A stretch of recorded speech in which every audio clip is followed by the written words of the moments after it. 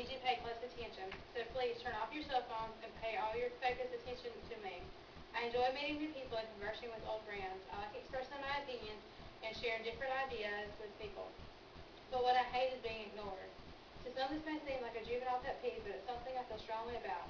I've taken a great deal of time and concepts I've learned in psychology to have effective communication skills with everyone. However, being ignored is still an epidemic, and it seems like it's driving me nuts. I have realized there are many ways of being ignored, not just a simple blank stares, and it causes an array of emotions. But I've also realized there are many ways to make sure I'm heard. First, let me tell you a few ways to know you're being ignored. Ever told somebody something great news and asked a important question and got a blank stare, or better yet, the other person doesn't even look at you? That is the obvious way of being ignored.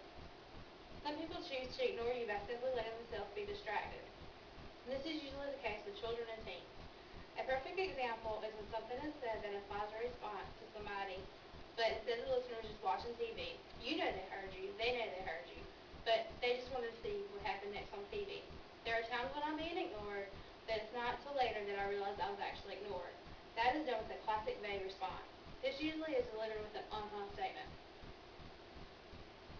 Or on the other hand, if you want to be a poor listener, you have any of these methods will suffice. Next, I like to point out, as juvenile as it may sound, ignoring somebody just isn't nice. It's incredibly rude, and most people are taught this at a very young age, and yet they still do it. I can sum up exactly how being ignored makes me feel: unimportant, irritated, and disrespected. Clearly, because if they felt my opinions were important, they would have listened. Being irritated and disrespected go hand in hand. I wouldn't be irritated and I wouldn't be felt disrespected if you had just listened. Finally, I'm going to let you know some of the ways to prevent from the dreaded pet peeve of being ignored. There are measures that can be taken to reduce these instances. When speaking to an individual or a group, make direct eye contact.